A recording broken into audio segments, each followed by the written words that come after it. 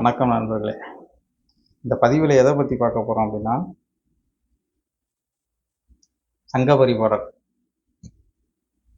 யாயும் ஞாயும் யாராயிரோ எந்தையும் நொந்தையும் எம்முறை கேள்வி செம்புல பெயல்நீர் போல அன்புடைய நெஞ்சம் தாம் கலந்தனவே. இது ஒரு சங்க பரிபாடல். இந்த பரிபாடலுக்கு மதிவதனி அப்படிங்கிறவங்க என்ன சொல்கிறாங்க அப்படிங்கிறத நீங்கள் கொஞ்சம் கேட்டு வாங்க. அது உண்மையான பொருள் என்னங்கிறத பதில கண்டிப்பா சொல்லியே ஆகணும். இவங்க வந்து ஒரு பொய்யான நம்பிக்கை இன்ற இளைஞர் என்ன பயோடெக்னாலஜி படிச்சீங்க? பிஎஸ்சி பயோடெக் முடிச்சிட்டு பிஎஸ்சி பயோ முடிச்சிட்டு லாவா பயங்கரமா இருக்கு ட்ரான்ஸ்ஃபர்மேஷன். அப்ப இவங்க வந்து என்ன சொல்றாங்கன்னா, அந்த லிவிங் டுகெதர்ல அந்த ஐயாக்கு ரொம்ப பதட்டம் இருந்துச்சு. அதை மட்டும் நான் தெளிவுபடுத்திடுறேன். நீங்க பாதுகாக்க விரும்பக்கூடிய கலாச்சாரம் சங்ககால இலக்கியத்துல யாயும் ஞாயும் யாராகியரோ எந்தையும் நொந்தையும் எம்முறை கேளீர் யானும் நீயும் எம்முறை அறிந்தனவோ செம்புழ பெயர்நீர் போல அன்புடர் நெஞ்சம் தான் கலந்தனவே. இவ்வளவுதான் லிவிங் டுகெதர். இதுக்கு நீங்க பெருசா ஒரு அர்த்தம்லாம் கவலைக்கலாம். உன்னை யாருன்னு தெரியாது, என்ன யாருன்னு தெரியாது. சரி, கேட்கீங்கன்னு நினைக்கிறேன். நீங்க இதுக்கு உண்மையான பொருள் என்ன? இப்ப அக்னி சாட்சியா வச்சு கல்யாணம் பண்ணுவாங்க, பார்த்துறீங்களா? இப்ப சந்திரன்கிறது நீர் கிரகம். இப்போ நீர் சார்ந்து வச்சு ஒருத்தர் நீரின்றி அமையாது யார் யாருக்கும் வானின்றி அமையாது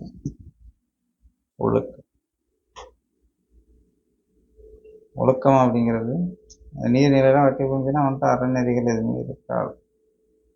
அதனால தான் நீர்நிலைகளுக்கு முக்கியத்துவம் கொடுத்து வச்சிருக்கேன். தத்துவம் என்று நீ தமக்கழிந்து போகிறீ தத்துவம் சிவமதான தற்பரமும் நீரல்லோ முக்தி சீவநாதனை மூலஞ்சு அர்த்தநாரதம் மூலம் அமர்ந்தோடு நீர் அப்படிங்கிறது. இப்போ எப்படி அக்னி சாட்சியாச்சு இது பண்ணுறாங்களோ அதுமாதிரி சந்திரகலை மதியவர் சந்திரன் தாயுமே மதியவர் உதிரத்திலிருந்தும் மறைந்தார் உரை கிரகம். அதனால தான் உதிரம் துளி வெளில விழுந்துச்சுன்னா உறைந்து போயிடும். உதிரத்துளி வெளியில விழுந்துச்சுன்னா உறைந்து அழகியல். சூரியன்கிறது உஷ்ணம், இலகும் தன்மை கொண்டது. இந்து துளி வெளியில விழுந்துச்சுன்னா இலகு போகும். திங்களான மோனமும் சிவனிருந்த மோனமும். இந்த பாடலுக்கு உண்மையான பொருள் என்னன்னா, செம்புல பெயல் நீர் போல அன்புடைய நெஞ்சும் தான் கலந்தன.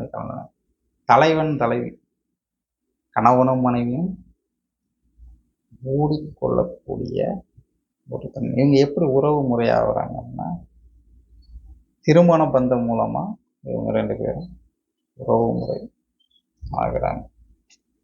திருமணம் அப்படிங்கிறது அப்போதான் இந்த திருமணம் பண்ணுறதுக்கு முன்னாடி அப்போலாம் வீட்டில் பார்த்து கல்யாணம் பண்ணிக்கிறது தான். இந்த திருமணம் நடக்கிறவங்களாம் அவங்க அம்மா அப்பா யாருங்கிறது உங்களுக்கு தெரியாது, இவங்க அம்மா அப்பா யாருங்கிறது அவங்களுக்கு தெரியாது. தூரத்து சொந்தமாக இருப்பாங்க, இல்லை ஏதோ ஒரு விஷயங்கள் இருப்பாங்க. அவங்க மாமனார் ஆக போகிறாங்க, மாமியார் ஆக போகிறாங்க அப்படிங்கிறது தெரியாது. இவங்கெல்லாம் எப்படி உறவு முறை ஆகுறாங்க, மாமன் மச்சான் அப்படின்ட்டு ஆகுறாங்கன்னா இந்த திருமணத்து பந்தம் அப்படிங்கிறது. அந்த பாடலோட பொருள் அதுதான். அது திருமணத்துக்கு எடுத்துக்கொள்ளக்கூடிய ஒரு உறுதிமொழி. எந்த வெற்றிடத்துக்கும் இந்த செம்பனும் நீரும் கலந்து போகும்போது பிரிக்க முடியாது. அவட சரி அது கலந்து புறந்து ஓடும்போது தெரியாது. இந்த மாதிரி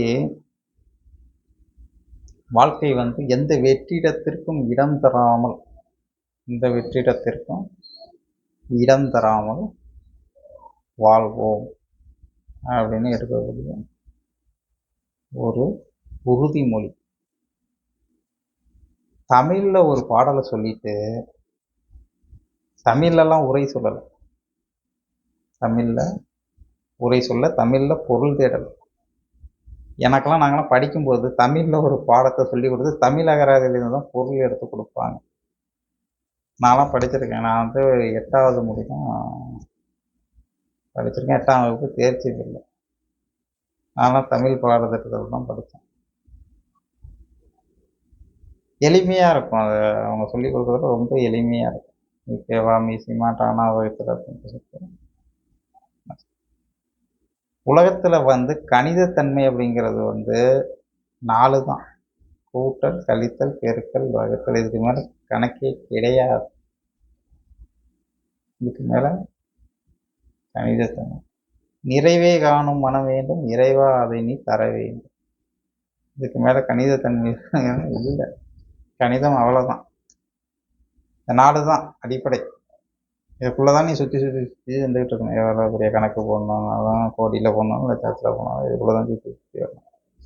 முக்கோணம், வட்டம், அறுகோணம். அது இதுமாரி தமிழில் நாங்கள் படிக்கும்போது ஒரு விஷயங்களை சொல்லி தமிழில் கொடுத்தாங்க.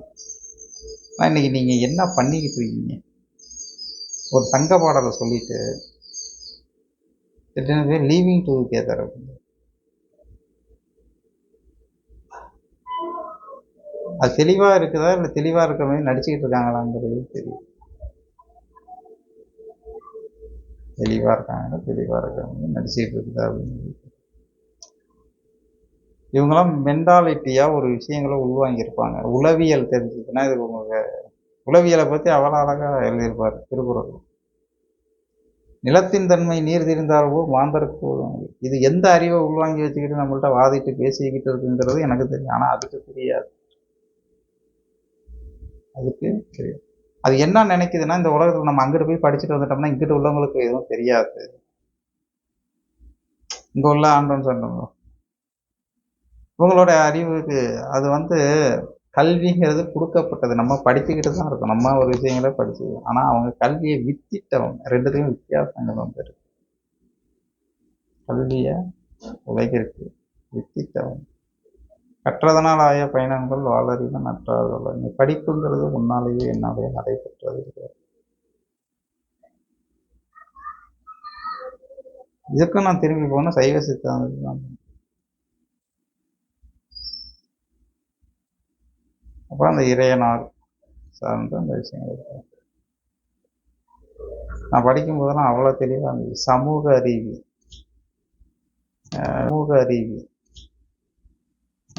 சொல்லு வரலாறுனா என்னங்கிறது தமிழர்களுடைய வரலாறு ரோமாபுரி மூலம் ஆட்சி செஞ்சாங்க. பாண்டியன், தெற்காசியம்,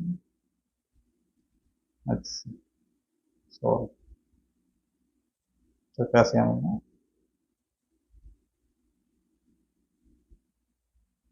இப்போ இவ்வளோ விஷயங்கள், இவ்வளோ இது எல்லா விஷயங்களும்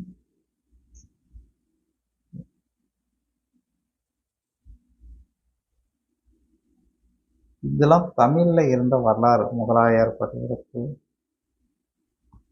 பிருத்திவிராஜன், முகமது கோரி, இதெல்லாம் வந்து படையெடுத்து இங்கே வந்த வரலாறு. ஒவ்வொரு விஷயத்துக்கும் உண்டான என்ன இது. இந்த சமூக அறிவியல் சார்ந்த சமூக கட்டமைப்புனா நீ வித்திட்டது கிடையாது. மதிவதனியோ பெரியார், அண்ணாதுரையோ இவங்க இந்த சமூகம் சார்ந்த அறிவியலை வித்திட்டவர்கள் கிடையாது. ஒவ்வொரு நிலத்துக்கு உண்டான தன்மை, அதற்கு உண்டான விஷயம். இந்த படிப்புக்கு புவியியல்னு பேர் வச்சுருக்காங்க. நான் படிக்கும்போது புவியியல் இருந்துச்சு. கனிமவியல்னு. கனிமம்னா என்ன?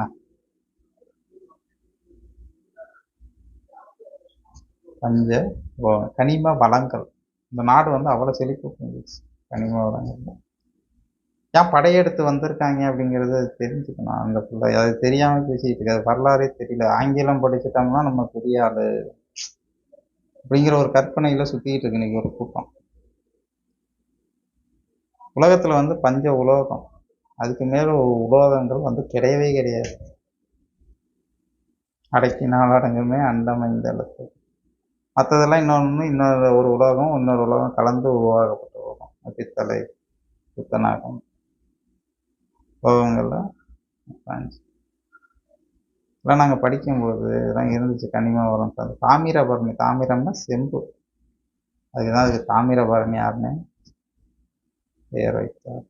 செம்பன் பொன்னம்பலத்து விளைந்ததே சிவாயம். அது மாதிரி நிறையா விஷயங்களை வந்து கட்டி போட்டு இயற்கையோட மாண்பு நெறிகள் இது இப்படி வாழணும் இப்படி இருக்கணும். கலிகாலத்தில் வந்து ஒன்றே நீ கலிகாலத்தில் இது இப்படி தான் போயிட்டு இருக்கோம். நான் தான் தெரியாது அப்படிங்கிற அதுதான் விஷயம். எதுக்கு எடுத்தாலும் பெரியார் பெரியார் பெரியார் அப்படின்னு தூக்கிக்கிட்டு பெரியார் வெறி பிடிச்சி தெரியுதுங்க பாவம்.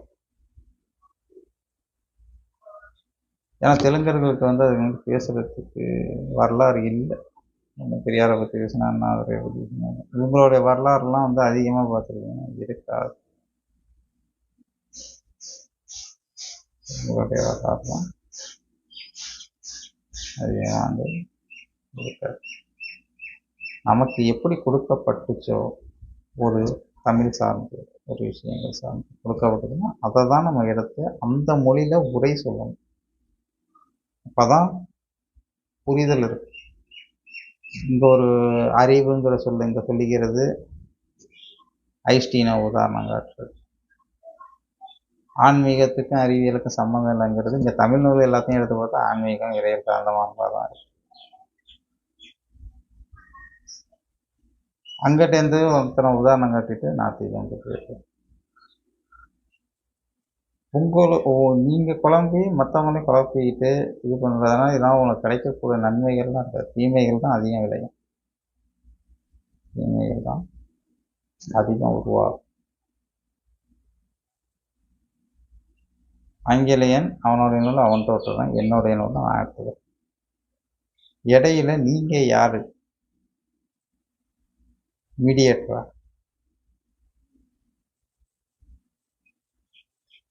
மதிவதனி பெரியார்லாம் ஆங்கிலேயனுக்கு வந்து மீடியேட்டரா?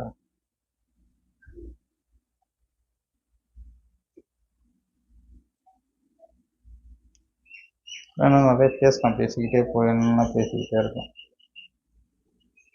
முதல்ல தமிழ் மக்கள் தெளிவாக சிந்திக்கிற என்கிட்ட பாருங்கள். பிள்ளைங்களுக்கு தெளிவுற அந்த விஷயங்களை கற்றுக் கொடுங்க. தமிழ் சார்ந்த அந்த விஷயம். நீ தமிழ் படிங்க, தமிழில் வந்து பேசுங்க அப்படின்ட்டு சொல்கிறவங்க வந்து நான் கம்மியாக தான் இருப்பாங்க. கோபிநாத் நீயா நானா நிகழ்ச்சி நடத்துகிறவங்கலாம் பார்த்தீங்கன்னா ஆங்கிலம்